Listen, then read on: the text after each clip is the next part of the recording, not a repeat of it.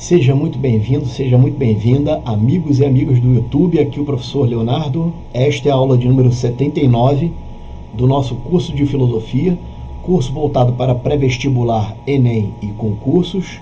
Agora estamos no módulo 3, Ética. Lembrando, módulo 1, Introdução e Fundamentos de Filosofia, e módulo 2, Epistemologia. Todas as aulas estão aqui mesmo neste canal no YouTube, dispostas lá desde a aula de número 1. E de cada um desses módulos nós produzimos duas apostilas. Apostilas que estão à venda nesse site que aparece para você aí na tela e também está na descrição desse vídeo, www.leonardobragaflores.com. Você assistindo às aulas e adquirindo as apostilas, automaticamente o sistema lá te confere um certificado de participação. Joia? Lembrando aí, então, só dessas questões.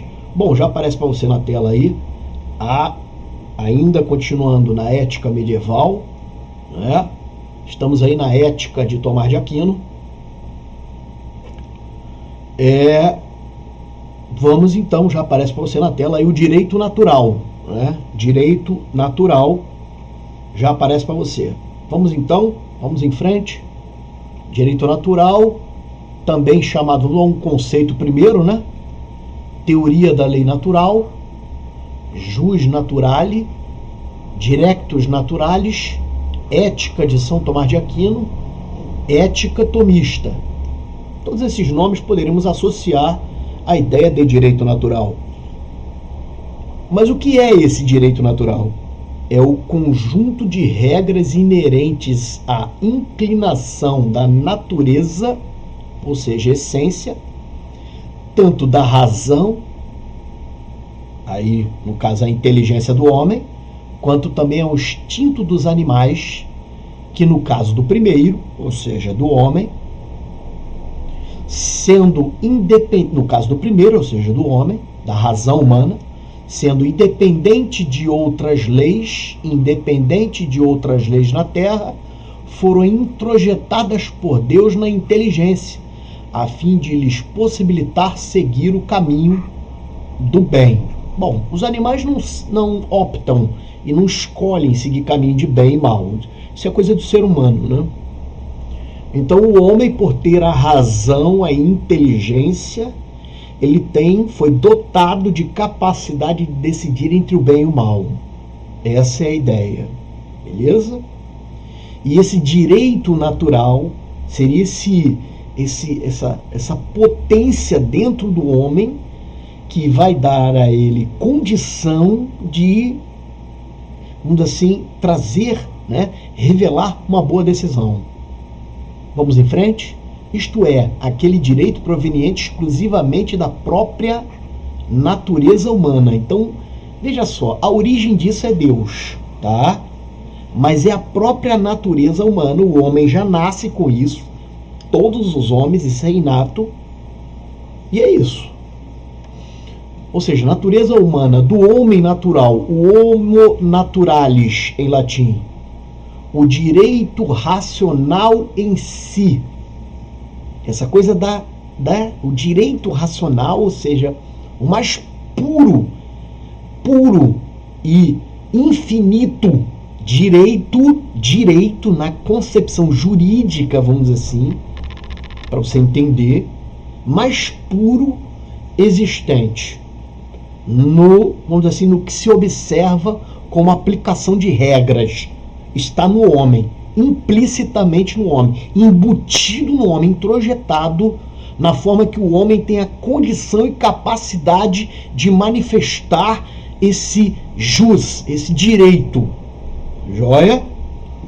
Esculpido pelo Criador no coração, ou seja, no espírito humano, como uma lei natural, a lex naturalis em latim.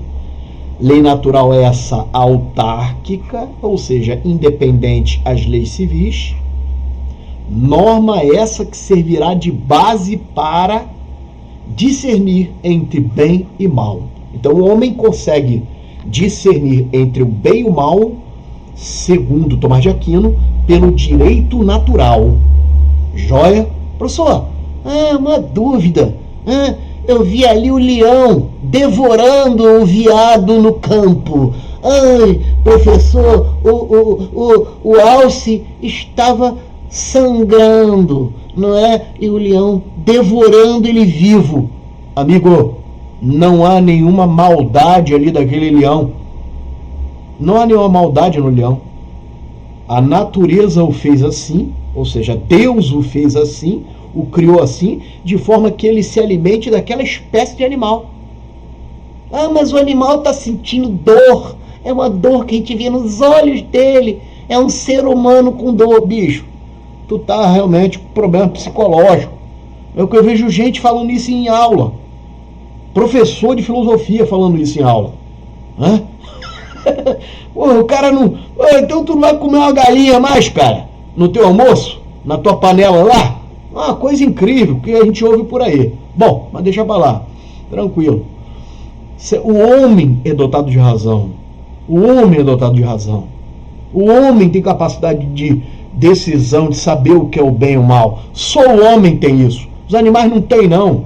Mas que você veja lá ele estraçalhando outro bicho. Aquilo não é por maldade, cara. Aquilo é por instinto de sobrevivência. E você também tem isso. É porque você não sabe disso. Você está aí na sua casinha aí, no seu cafezinho fresquinho, né, que alguém coletou para você. Teve que matar uma planta lá, um pedacinho da planta também para te dar o café, cara. Eu estou te oferecendo. Bom, então aqui é combater o radicalismo também, né, pessoal? Isso é uma forma de radicalismo. Tá? Vai lá, come peixe, come frango, come boi, come tudo, rapaz. Até o leão também, se te servir, tu come, porra. Sem culpa, sem nenhuma neurose na cabeça, porra. Os animais foram feitos para isso mesmo, para um se alimentar do outro come pasto, por aí vai. Mas o único que tem razão é o homem, inteligência, para discernir entre bem e mal. Sacou? De bem e mal é só o homem tem, porra. Bom, mas vamos em frente. Não se refere ao que a natureza traz de ensinamento ao ser humano. Não é o que a natureza traz, cara. O direito natural foi colocado por Deus no homem. O homem nasce com isso. Já vindo, daqui a pouco nós vamos ver as leis. Né? Existem leis superiores a essa lei natural, que fundamenta o direito natural. Joia? Traz de ensinamento ao ser humano. Não é isso. Trata-se de um ponto de partida, um preceito fundamental de justiça intrínseco à natureza do ser orgânico, infinito, ou seja, o ad infinitum. A razão, a inteligência, será o que diferirá o homem dos demais animais. É a razão, ou seja, a inteligência é o que vai diferir o homem dos demais animais.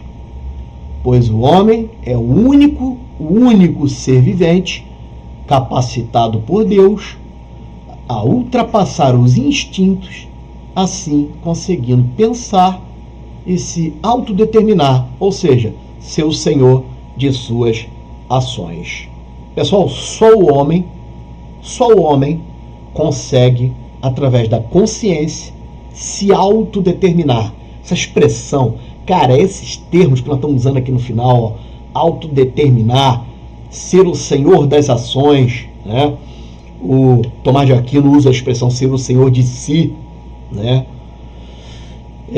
Só ele consegue. Só ele consegue, tá? Dependendo do nível de consciência dele.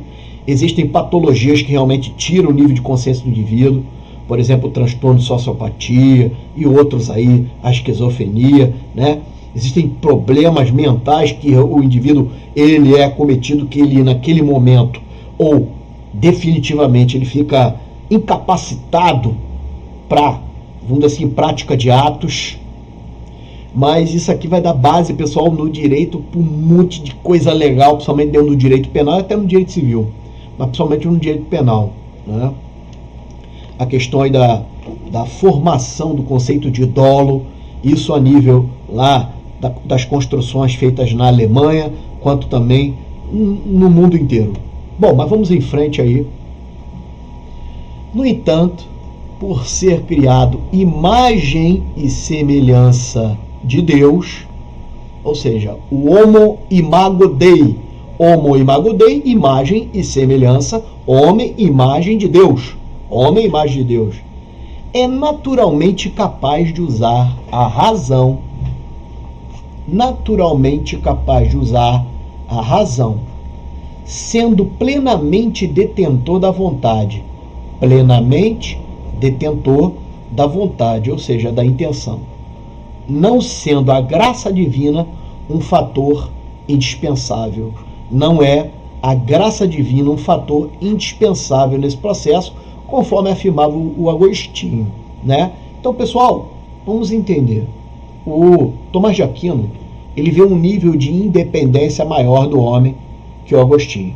Agostinho, né, camarada, Deus, né, ele dava uma iluminação divina para o homem. Aqui não. O homem tem consciência, ele recebe de Deus o direito natural, existem leis já embutidas por Deus no coração do homem, e o homem, vamos dizer assim, sabe implicitamente o que é certo e o que é errado. Concordo, bem mais evoluído aí nessa concepção jurídica do que o Agostinho, né? Bem mais evoluída. Bom, mas vamos em frente. Mas a dispensação dessa graça, que graça? Graça divina, também não traria nenhum ônus. Não traria nenhum ônus, ou seja, inibição, afastamento, supressão a essa natureza. É a gratia non tollit naturam. Gratia non tollit naturam. Ou seja, a graça não vai trazer, não vai tolir, não vai cortar, não vai impedir a natureza humana. Joia? Fazia, no entanto, necessário, sentido na visão tomista, ou seja, do Tomás de Aquino, a promoção da harmonia entre razão e fé, pois ambas procediam de uma única fonte originária, a saber, Deus. Pessoal, para ele, preste atenção, para Tomás de Aquino, tanto a razão quanto a fé teria uma origem só, que é Deus. Então o homem seria dotado de razão, essa razão que vai ter inteligência e vai, vamos dizer assim, servir de receptáculo para esse direito natural, essa lei natural. E juntamente a isso tem o que? A fé, né? A graça, a fé vão ajudar nesse processo. Na verdade não é muito ajudar não, né? Na verdade é controlar esse processo todo aí. Essa é a verdade, mas vamos em frente. Vamos aproveitar o melhor aí. Com efeito, esse direito natural seria uma espécie de extensão divina em nós. Essa é uma expressão minha mesmo. Então esse direito natural seria como se fosse Deus em nós, né? Um daimon, um Deus em nós. Isso já estava lá nos gregos, né? Já estava lá em Platão e Aristóteles isso, né? Somente em Platão. Essa questão aí de Deus em nós, essa questão aí de, né, de sermos aí uma parte de onde viemos, enfim, tá? Bom, o direito natural seria isso, né? Nós já nasceríamos com a lei natural, É aquela criança pequenininha, né, que sabe que subir a escada é errado, ela só engatinha, ela não anda ainda. Ela sabe que subir a escada é errado, né? Porque já disseram para ela que não pode subir a escada. Por quê? Porque o adulto disse isso. Ela pode cair e se machucar. Então, na hora que ela vai lá para testar as pessoas que estão perto, olha só como é que a gente já nasce com razão e uma maldadezinha e um lado bom também dentro da gente. Ela vai lá, sobe o primeiro degrau engatinhando, o primeiro, né, vai com as mãos, e olha para a cara dos adultos, para ver se eles estão o quê? Aprovando aquela parada. Percebe? Como é que a gente já nasce com isso, cara? A criança não tem um ano ainda, mas ela, né, já nasce com essa questão. Já vai ver ali, né, se... Enfim, tá? Pois tanto a razão quanto a fé teriam sua gênese em Deus. Então, segundo aí o Tomás de Aquino, tanto a razão quanto a fé teriam sua gênese, sua origem, aonde? Em Deus. Concorda aí, professor? Olha, cara, eu não vejo nada de errado não, está certo isso. Está certo isso. Ao meu ver, eu acho que sim, por tudo que estudei em teologia e também em filosofia. Olha? Mas devido à razão, Nem todo, é em parte sempre, né? Porque nem toda razão nasce lá também em Deus, não. Não é bem assim, mas 90% isso aí tá certinho, sim, cara. Mas devido à razão não ter a pretensão de se construir, de se constituir em algo absoluto, deveria se sujeitar ao controle da fé. Aqui que tá a coisa, né, mano? É coisa medieval mesmo, né? O controle da fé. Ou seja, a razão, ela não quer tomar conta de tudo. Ó, razão e fé coabitam bem, né? Razão e fé coabitam bem, mas tem um problema aí, bicho. Ó, a fé é maior, né? Deus é maior, a fé é maior, e por aí vai. Então tem esse problema aí, né? Seria aí, né, um controle da fé, sendo essa fé complementar daquela, ou seja, a razão sozinha não ia não, né? Ia precisar aí da fé para se conduzir, né? Apesar de uma autonomia maior, a razão sozinha não precisaria da graça, né, divina, mas precisaria da fé para, né, orientá-la. Bom, vamos em frente. Com efeito, o homem difere de outras criaturas. Então, a leitura da Suma Teológica, vamos lá, de Tomás de Aquino. Com efeito, o homem difere das outras criaturas que são irracionais, pelo fato de ser o senhor dos atos. E apenas estes atos são humanos. Ora, o homem é o senhor dos seus atos, pela razão e pela vontade. Veja, apenas os atos humanos, apenas os atos que vêm dos homens são humanos, percebe? Possuindo aptidão natural pela razão. Então tá aí um resumo do que nós estamos falando, né? Agora um pouco aí mais poético, né? A primeira lá está na Suma Teológica, a segunda aí está em Confissões. Vamos ver. Tu nos fizeste para ti, Senhor, e o nosso coração estará inquieto até que não repouse em ti. Coração aqui tem o sentido de alma. Alma. Joia? Alma. Alma. Mas, numa pegada, dependendo conforme aí se interpretar, poderia até ser o próprio espírito. Para mim, esse coração aí é o espírito mesmo, né? Que é aquele que tem realmente, onde Deus introjeta essa razão final aí, essa concepção do direito natural, vamos dizer assim. A alma é mais racional, é mais ligada ao direito terreno. Esse direito sobrenatural seria o espírito, né? Esse direito sobrenatural seria o espírito, lembrando, é espírito humano e não espírito santo, e nem, enfim, claro que não há um espírito trevoso, de trevas, não, é um espírito humano, não é? E nem angelical, que o angelical ali se dividiria, né, do bem e do mal, de alguma forma. Joia? Então é isso, eu acho sim que de alguma forma o espírito se vê nessa inquietude, tá? Nessa inquietude de fazer aí a comunicação com Deus. Bom, mas vamos em frente. Rapaz, olha só que coisa, né? Bom, na aula passada, né, acabamos vendo lá aqueles aparelhos de tortura, né? E agora o que aparece aí? Olha como é que o amor de Deus é lindo. Igreja tolera, permite o abuso, né, de padres por anos, né? Nem sei esses caras aqui, nos Estados Unidos, isso em Boston, passou inclusive ontem no Fantástico, né? Olha como é que o amor de Deus é lindo, né? É uma coisa incrível. O cara abusar de criança. Bom, oh meu Deus, que esses padres não vão pra um puteiro? Vai pra um puteiro, mano. Vai pra um puteiro, senta o pau lá, porra. Se quer levar na bunda, leva, porra. Mas não faça uma coisa dessa, né? Bom, enfim, vamos em frente. Nem sei se já morreu esses caras aqui, ó, que aparecem na foto. Nem sei. Bom, se já morreram, não sei. Também não sou Deus pra julgar ninguém, né? É Deus quem sabe isso aí. Mas é uma porra meio, né, abusar de uma criancinha pequena, é um negócio aí meio foda, mano. Bom, vamos lá. Casa, mano. Casa com a mulher, larga essa merda toda aí, casa. Tá entendendo? Vai o café aí, não? Tranquilo.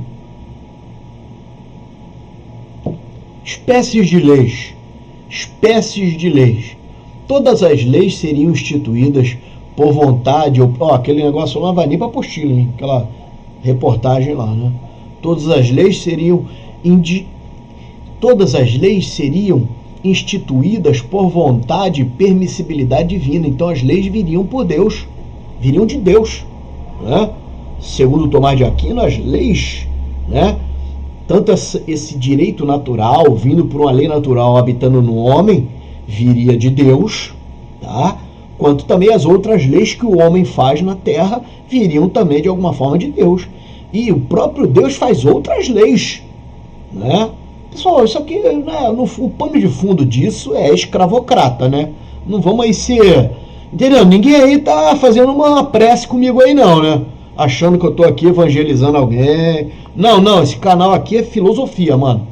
Isso aí é escravocrata, né? Porque o próprio Aristóteles, na época, pelo costume da época, defendia a escravidão. Isso tá lá na política dele, porra. Só você ler, né? E aí o Tomás de Aquino faz uma releitura de Aristóteles. Ele combina aí com as ideias. Isso aqui, porra, obediência à lei, servidão, né?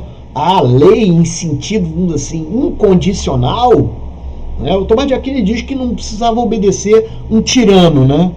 Pô, mas se o cara não fosse o tirano, qual o critério para dizer se ele é tirano ou não, né? Então, bom, enfim. Mas isso aqui há um teor aí, há um teor escravocrata no fundo disso, né? De condicionamento, de ali pacificação. Estamos aqui falando em 1200 depois de Cristo. E o Brasil foi colonizado em 1500. E qual foi a estratégia? Pacificação indígena. Pacificação, tornar o índio pacífico com o quê? Com o cristianismo, para que houvesse, principalmente pelos portugueses, mas também por espanhóis, por holandeses, franceses, enfim, todo mundo que passou por aqui, com esse processo de pacificação, principalmente os portugueses, tornasse o índio mais obediente, né? Tornasse o índio mais obediente, e conseguisse fazer a subtração. Primeiro ali, de cara, era o pau-brasil. Bom, mas vamos voltar aí à nossa leitura, para que você, né, vamos aqui continuar nosso mantra medieval. Joia, nosso estudo de filosofia medieval, porque aqui é filosofia, mano. É filosofia. Nós estamos aqui para fazer yoga, não, tranquilo? Bom, nada contra a yoga, mas nem fazer mantra, não. Todas as leis seriam instituídas por vontade ou permissibilidade divina. Olha? Segundo essa filosofia. Sejam aquelas criadas pelo homem, sejam aquelas que vêm diretamente de Deus, conforme eu estava falando. Para compreender melhor o conceito de direito natural, algumas espécies de leis ganham importância ao estudar na ética agostiniana. E vamos a essas leis. Bom, aqui aparecem duas, né? A lei divina e a lei eterna. No próximo slide vão aparecer mais duas espécies de leis que são importantes. Joia? Primeira delas, lei divina. A lex divina em latim. Essa lei divina é a revelação sobrenatural de Deus. Pessoal, essa lei divina é a lei mais alta numa hierarquia, vamos dizer assim. Essa lex divina, a lei divina, é a lei mais alta, é a lei que é a revelação do próprio Deus. Beleza? Trata-se da lei mais elevada, ou seja, acima de todas as outras leis. Elas não estavam acessíveis a todos os homens. Pessoal, essas leis não estavam acessíveis a todos os homens. Mas, professor, aqui na Terra tinha alguém acessível a essa lei divina? Tinha. Os sacerdotes eram quem? Eram as pessoas escolhidas por Deus para interpretar essas leis divinas. O exemplo que a gente traz aí são os evangelhos. Então, veja só, o próprio Cristo, né, com certeza se aproveitaram de algumas coisas que o Cristo, não que ele defendia isso, o Cristo, não. Qualquer um, para mim, poderia entender o evangelho. É isso, tá? Para mim, qualquer um poderia entender o evangelho. Joia? Tranquilo? Mas o Cristo, ele deixa, assim, algumas situações que não é qualquer um assim exatamente. No sentido que ele quer dizer que o indivíduo precisa ter um coração bom, ou seja, a terra boa do coração, né? Boa para receber aquela semente, onde uma semente cai em pedregais, né? Outra semente cai ao pé do caminho e outra cai nos espinhos. Né? A que cai no pé do caminho, o sol vem e seca, não é assim? A que cai nos espinhos, os espinhos crescem e sufocam a semente. A que cai nas pedras também. A que cai no pé do caminho, eu esqueci, os pássaros comem, é assim, os pássaros devoram. A que cai nas pedras, elas são secas pelo sol e por aí vai. E depois o Cristo, ele interpreta isso, né? Interpreta isso, ele diz que os pássaros ali, aquela que cai no pé do caminho, seriam os demônios devorando a semente, né? Aquela que cai nas pedras seriam ali as tribulações da vida, acabam, né, secando ali, né? Não tem raiz, melhor assim, não tem raiz, o indivíduo acaba não produzindo fruto. E depois aquela que cai, né, nos espinhos, as pressões da vida sufocam lá a semente do evangelho no coração dele. Bom, Cristo dá a interpretação disso. Mas depois, em outro texto, lá os discípulos perguntam: "Ô Senhor, por que o Senhor conosco, né? Por que o Senhor não fala de maneira mais clara com essas outras pessoas aqui e conosco assim?" Ele fala mesmo, né? Ele diz que, olha, a vocês é dado o conhecer o reino dos céus. Eu acho que esse texto está um pouco falsificado, mas, pô, enfim, né?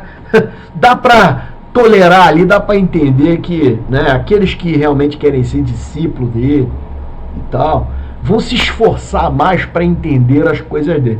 É essa a ideia. Mas o sentido aqui, pessoal, da lei divina era que só sacerdotes poderiam... Tinha uma época aí no mundo, pelo Brasil afora, enfim, que os sacerdotes do cristianismo liam o texto, presta atenção, eles liam o texto do Evangelho, da Sagrada Escritura, enfim, de costas e em latim, já uma língua morta na nossa, ainda assim considerada uma língua morta, na nossa cultura, na nossa cultura, ou seja, junto à língua portuguesa já era considerado uma língua morta. Veja, você lê de costa algo que ninguém está entendendo.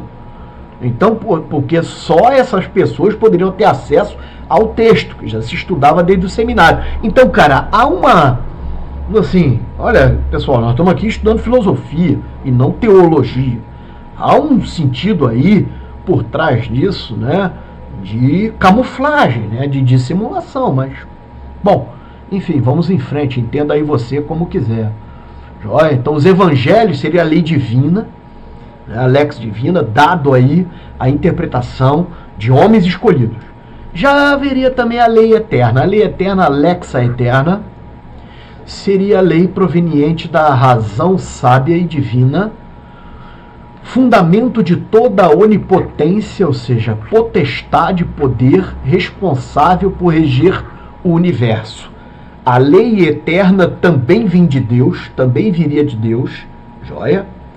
E já seria assim um nível um pouco menor. O patamar hierárquico dela já seria abaixo da lei divina, porque os homens só de bater o olho nessa lei eterna, eles já conseguiriam entender, vamos dizer assim. Então ela seria acessível aos homens. Por exemplo, aí os 10 mandamentos, né? Se eu não me engano, está lá em Êxodo capítulo 20, se eu não me engano. Êxodo 20 lá na Bíblia, né? Qualquer um bate o olho e sabe, né? Não matarás, né? Não adulterarás, não dirás falso testemunho, não isso, não aquilo, não, né? Não furtarás, por aí vai, né? Tá lá, 10 mandamentos, o camarada, né? Não comer a mulher do vizinho, essas coisas aí todas, né? Tá lá tudo escrito lá, tranquilo? Bom, vamos em frente.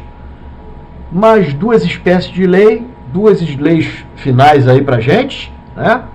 É a lei natural e a lei humana. Joia? Lei natural e lei humana. Chegamos aí onde realmente está o direito natural.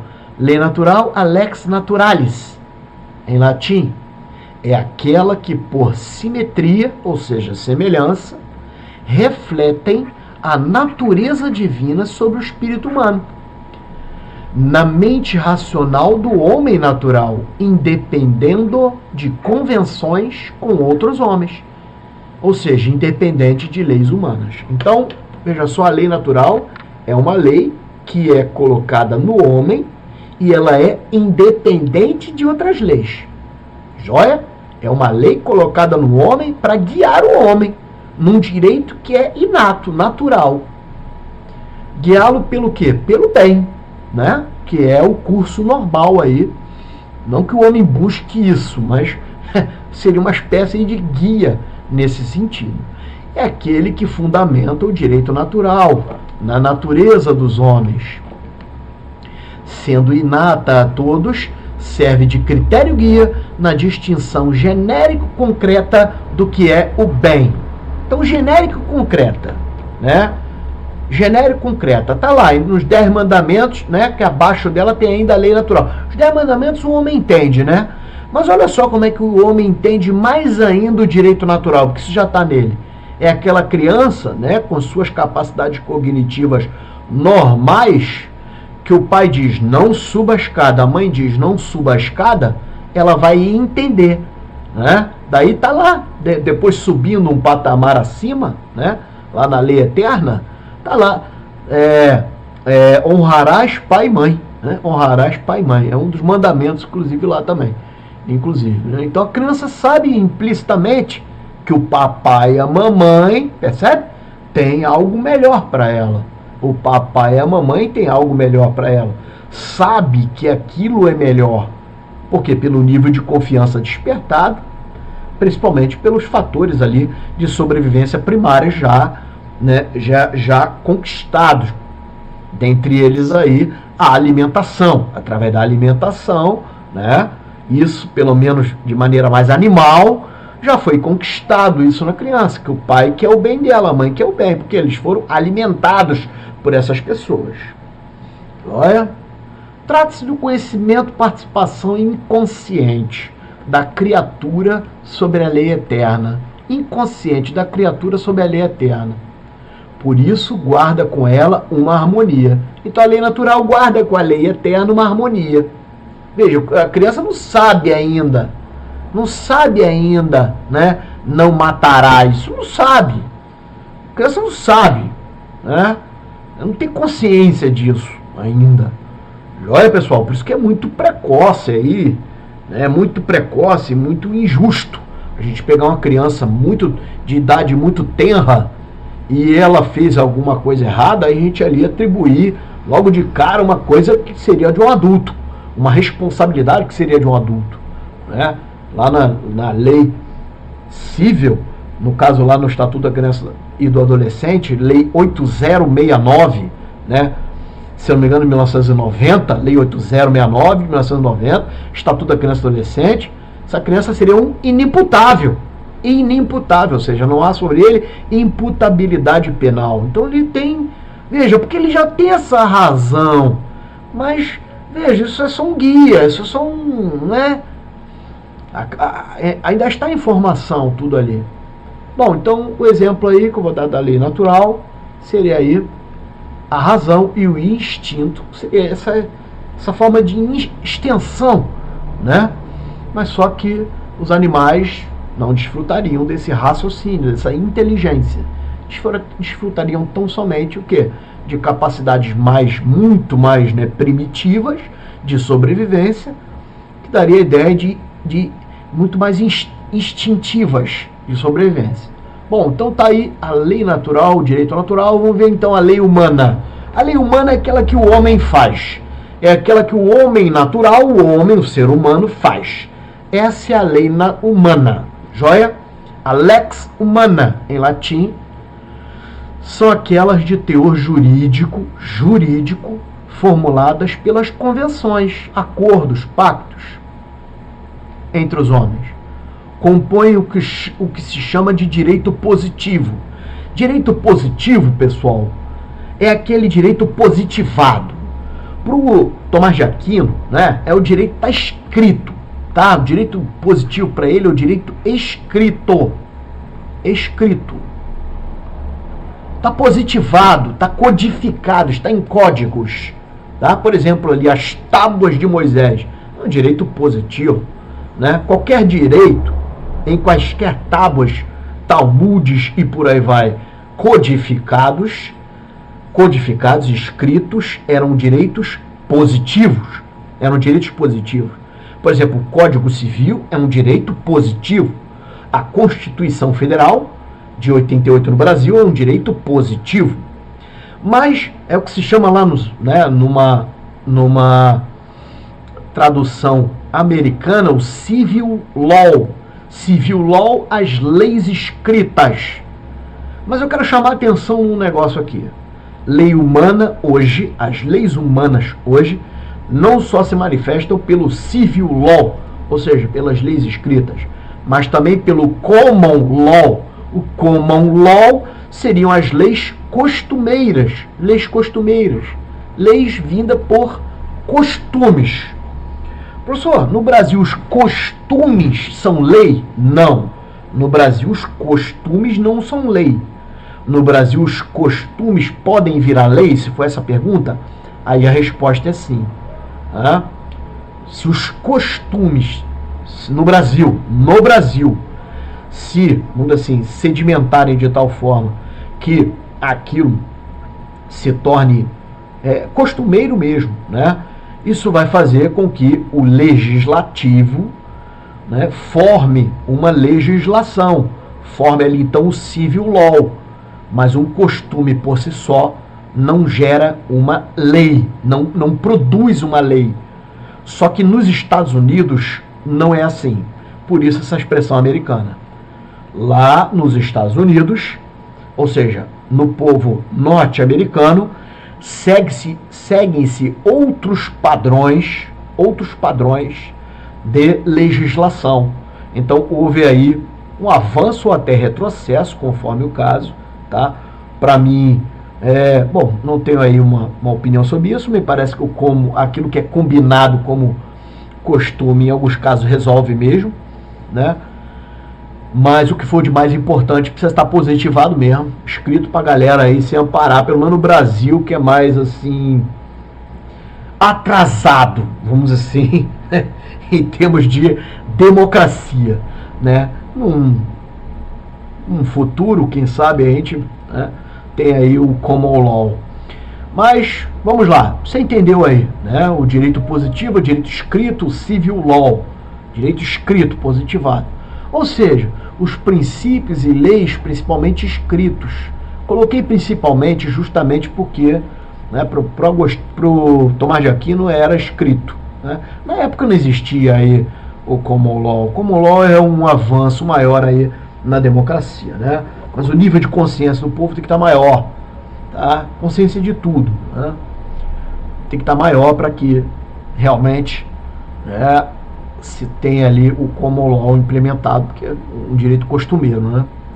Bom, para Tomás de Aquino, elas deveriam ter um caráter coercitivo e pedagógico, ou seja, as leis humanas deveriam para ele ter um caráter obrigatório, coercitivo e também pedagógico, ensinar as pessoas algo, além de terem a sua, né, procedência primeiro em Deus. Essas leis são limitadas em alcance, são as menores, porque, veja só, provém da lei natural, né? Pois precisam estar em conformidade com essa lei natural, é o que eu estou falando. É a lei natural, é aquela lei que os homens têm implícito a eles, que vai formar o quê? A lei humana. É assim. Caso contrário, serão considerados o que? Injustas. Se não tivesse ajuste, essa adequação da lei humana à lei natural, a lei humana vai ser injusta. Não é? Bem interessante essa questão, porque a gente vê leis no país, né, no mundo, na verdade, que não são seguidas, até a nível internacional. Por exemplo, aí na Organização das Nações Unidas, nós vemos que nem todos os tratados, né, esse é um baita furo aí da humanidade, né? Nem todos os tratados são seguidos, ou seja, tem como signatários todos os países, né? Então, nem todos os países do planeta são signatários de todos os tratados, e tratados importantes. Por exemplo, aí o Estatuto de Roma, né, que vai estabelecer ali limites às leis ligadas aí à guerra e por aí vai. Então, é bem interessante essa questão aí, né, e outros mais tratados, pessoal. E outros mais tratados. Beleza? Bom, produzimos aí então um mapa mental para ficar fácil aí essa memorização e você entender. Direito natural, Tomás de Aquino. Nós temos ali em cima Deus, olha lá. E aqui embaixo o homem. Deus, né? Saiu até dobrado ali, né? O Dei. Deus, tá? Produzindo aí então a Lex Divina e a Lex Eterna. E numa variante dela, né? Nós teríamos o homem, o Homo Imago Dei, ou seja, o homem imagem de Deus, produzindo com ele naturalmente, trazendo consigo a Lex Naturalis e produzindo a Lex Humana, né? E essa Lex Naturalis dando aí ensejo ao direito natural, o jus, direito natural, a justiça natural, o direito natural, ele carregando com ele então. Joia, esse esquema está lá na apostila. Vamos em frente, terminando aí o último quadrinho, depois vem uma questão de prova. Vamos lá, a influência de Tomás de Aquino foi o principal expoente da escolástica. A influência, né? Perdão, Tomás de Aquino, né, foi o principal expoente da escolástica. Nós vamos estudar isso, se Deus quiser, lá na História da Filosofia, né, a escolástica. O que é essa escolástica? Uma escola filosófica, é uma vertente, uma corrente do pensamento filosófico, né, medieval, que está focada na tentativa de unificação, junção entre razão, que é o conhecimento, e a fé e a revelação. A parada dos caras era essa, era juntar fé e razão, tentar, na verdade, só o pano de fundo para isso era submeter a razão, né? Submeter a razão, mostrar que a fé está ali, a revelação, a palavra revelada, vamos dizer assim, a filosofia revelada, né, estaria ali para cativar a galera. Essa é a ideia, né? Mas, em termos mais didáticos, fazer a unificação entre razão e fé. O pensador foi influenciado por seus estudos, principalmente pelo filósofo Aristóteles. Aristóteles foi o primeiro a incentivá-lo, né? O qual fez profunda releitura e reinterpretação, mas também pelas ideias de Averroes, Alberto Magno e Cícero. Foi tudo aí um incentivo à carreira e à filosofia de Tomás de Aquino. Joia? Faça essa questão de concurso.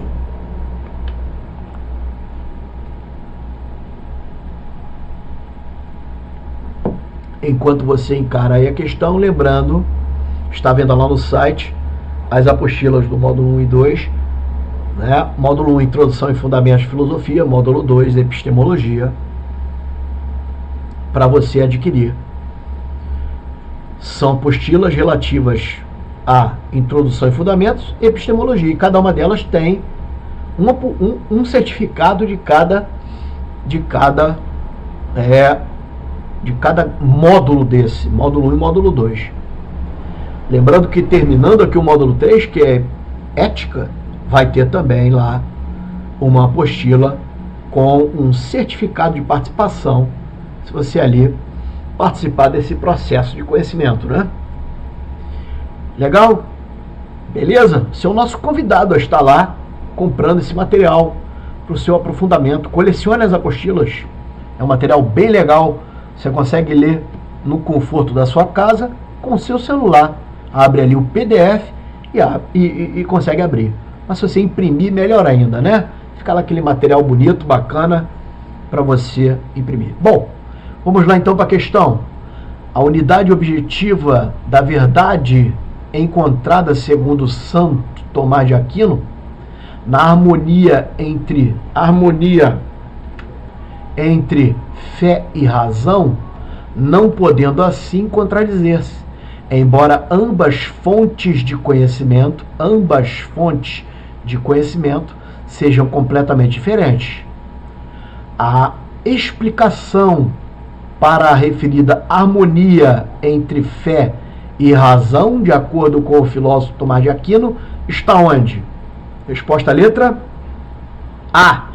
Tanto a razão quanto a revelação, ou seja, a fé, procedem de um só e mesmo Deus.